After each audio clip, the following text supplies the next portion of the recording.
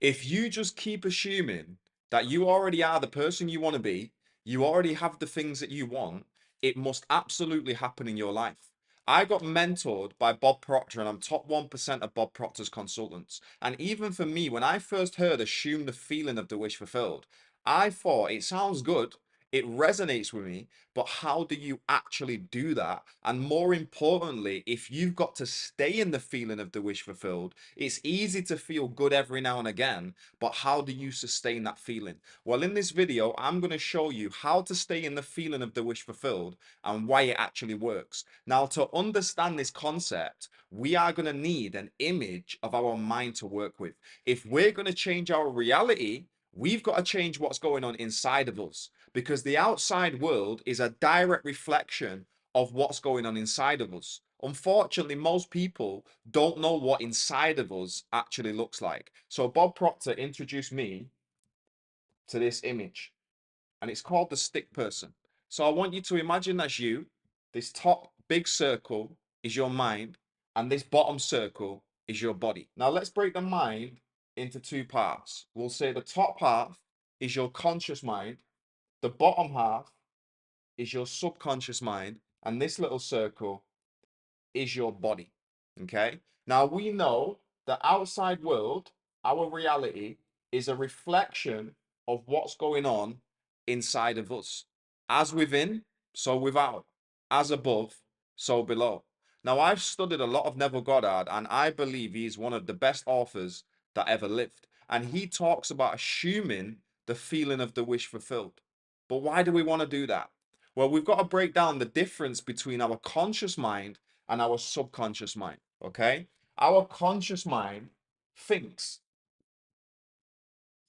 it's our thinking mind. Our subconscious mind feels, and our body acts. And that is your attitude. It's your thoughts, it's your feelings, it's your actions that create your results. So Neville Goddard says that we need to assume the feeling of the wish fulfilled. And the reason that he says that is because once we're in the feeling of the wish fulfilled, we know that the idea is in our subconscious mind. And our subconscious mind controls our emotions, in other words, our feelings. And our feelings and emotions set up the vibration of our physical body. And our vibration is always expressed in action. So, from an attitude standpoint, you've got to think like the person you want to be.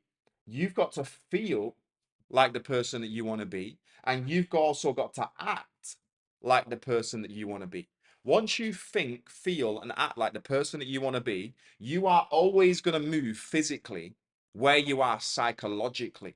And that's what I mentioned before about the outside world is a direct reflection of your inside world. If your outside world is lack and limitation, you don't have to say a word to me. I know that you are thinking lack, which is causing you to be in the feeling of lack, which is causing you to act through lack, which is producing results of lack.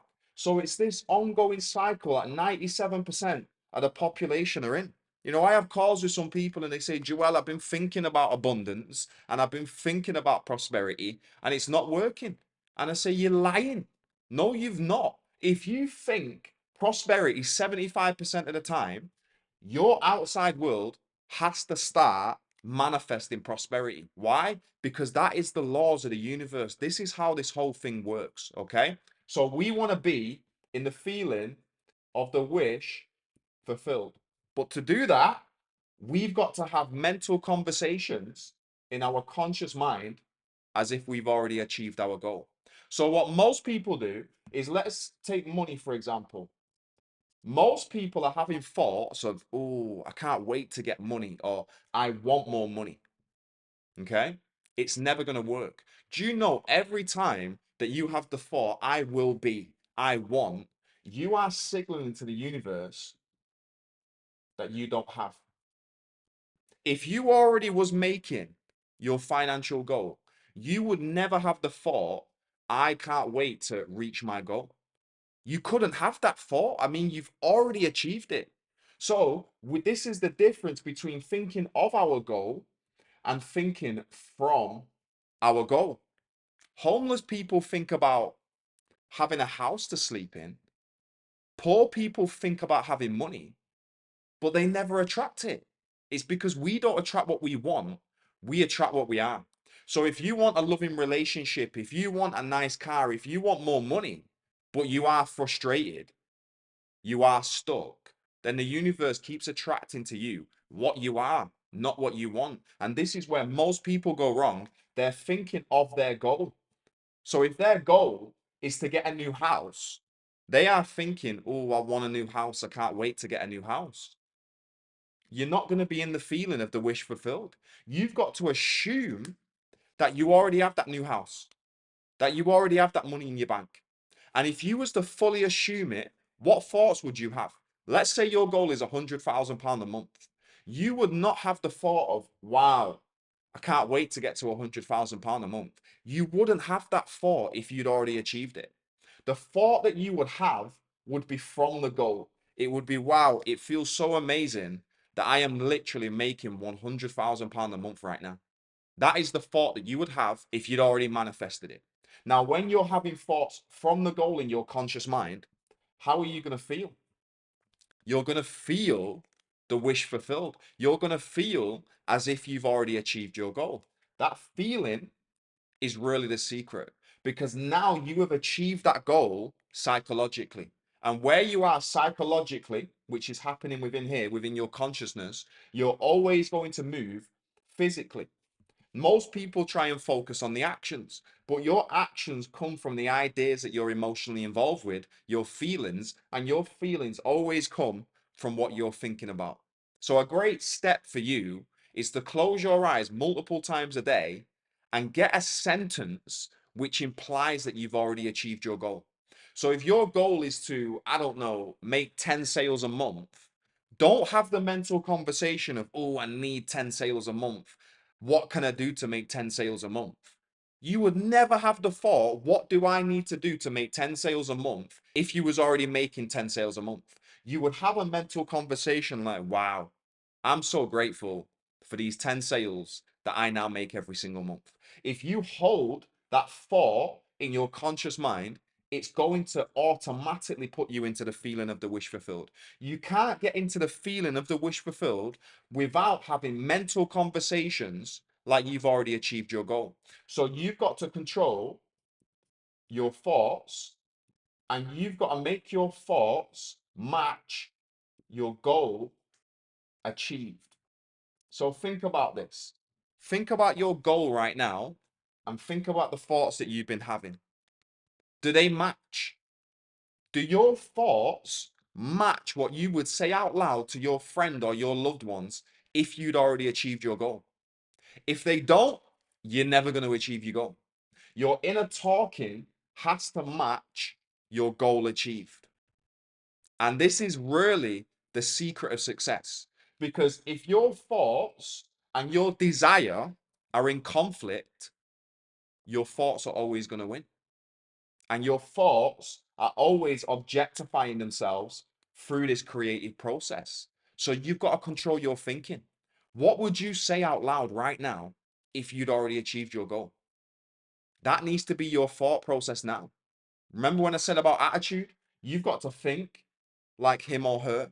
You got to feel like him or her, and you will naturally act like him or her. To be honest, you don't even need to think about the actions, because all of your actions come from what it is that you're thinking about. This is very powerful stuff. Look, I'm running a free 3-day online challenge in May, and I want you to be there. It's completely free. You're going to spend 3 days with me. And if we've just touched the surface right now, I'm going to take you really deep into this material. And after the 3 days, you are not going to be the same person. It's going to be very high level stuff. I'm going to teach you about the laws of the universe. I'm going to show you how to create a new self-image, show you how to set goals properly, and how to actually take the information that you are learning and actually manifest it into your physical results. Go to the link in the description and register for that online challenge for free. You want to be in the room. I'm telling you, it's going to be an absolute game changer. Now, your action step is for multiple times throughout the day, You want to be having mental conversations like you've already achieved your goal.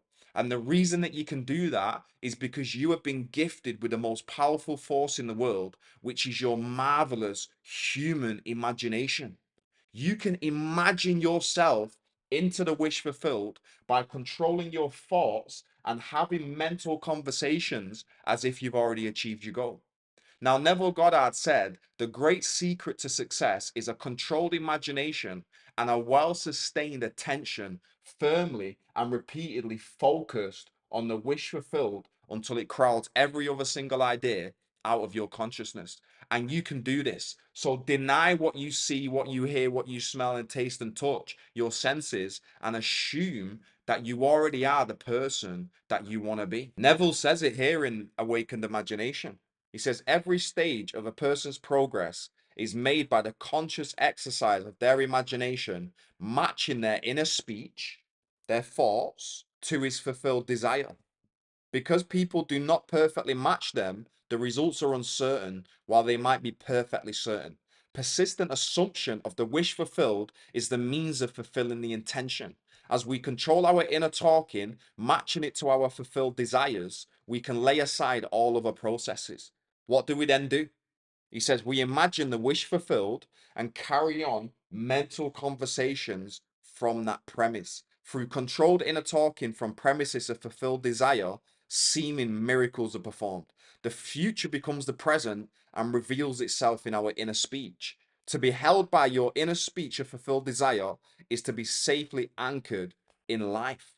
All happiness depends on the active, voluntary use of imagination to construct and inwardly affirm that we are what we want to be.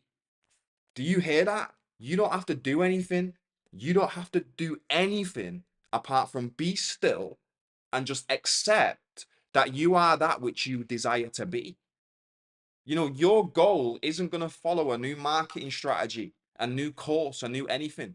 It's going to follow the feeling that you've already achieved your goal. And you can make that feeling stronger by expressing gratitude for it. Think about this. If your goal is £100,000 a month and you go into the silence and you say, God, universe, thank you so much for this £100,000 that I now make every single month. I mean, you're thinking from the goal. You could only have that thought if you've achieved your goal.